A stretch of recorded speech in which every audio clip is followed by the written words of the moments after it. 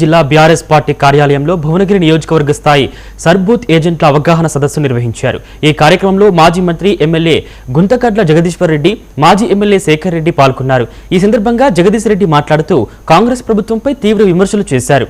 అన్ని రంగాల్లో కాంగ్రెస్ ప్రభుత్వ పాలన విఫలమైందని ఆరోపించారు। ధాన్యం కొనుగోలు, వ్యవసాయం, పోలీస్ శాఖలో అవినీతి పెరిగిందని మండిపడ్డారు। ఉమ్మడి నల్గొండలో 2 మంత్రులున్నా ప్రజలకు ఒరిగిందేమీ లేదని విమర్శించారు। ఇప్పటికీ రైతాంగం మొత్తుకుంటున్నారు। ఈ రోజు కూడా ఇంకా అనేక చోట్ల కళాలలో ధాన్యం అట్టే కాంట్రాక్టర్లకు అప్పచెప్తూ వాళ్ళ ద్వారా వీళ్ళేదైతే దొబ్బుతున్నారో వీటన్నిటికీ కూడా ప్రజల మీద భారం వేసి రేపు పల్లెటూర్లలో గ్రామాలకు పోయే రోడ్ల మీద కూడా టోల్ ట్యాక్స్ పెట్టే పరిస్థితి తెస్తున్నారు। అది మోటార్ సైకిల్, అది ట్రాక్టరా, ఆటోనా, ఇంకోట సైకిల్తో సహా ఏది ఆహారం పోవాలన్నా పల్లెటూర్లలో కూడా టోల్ గేట్ తీసుకొచ్చే దుర్మార్గమైన కుట్ర ఇది। ఇవాళ జిల్లాలో ఇప్పటికీ రైతాంగం మొత్తుకుంటున్నారు। ఈ రోజు కూడా ఇంకా అనేక చోట్ల కళాలలో ధాన్యం అట్టే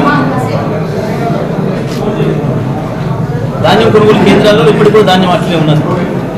ఇప్పటి వరకు చేయలేదు, భువనగిరికి వచ్చి రివ్యూ చేసిన మంత్రి కూడా లేడు। జిల్లాలో ఉమ్మడి జిల్లాలో 2 మంత్రులున్నా ఒక్కడు కూడా ఇప్పటి వరకు రివ్యూ చేసింది లేదు। వ్యవసాయ రంగం పైన ఇంతవరకు ఈ 2.5 సంవత్సరాల కాలంలో భువనగిరి జిల్లాలో ఒక రివ్యూ చేయలేదు। కనీసం బ్యాగులు కూడా అందుబాటులో లేవు। ఇక మిల్లర్లను ఇష్టం వచ్చినట్టు దోసుకున్నారు। మిల్లర్లను భయపెట్టించి అడ్డగోలుగా మిల్లర్ల దగ్గర కోట్లాది రూపాయలు వసూలు చేసిండ్రు।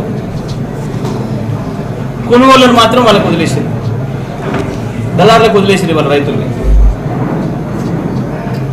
కనీస మద్దతు ధర లేదు, 1500-1600 అమ్ముకోవాల్సిన దుస్థితికి వచ్చిండు రైతు।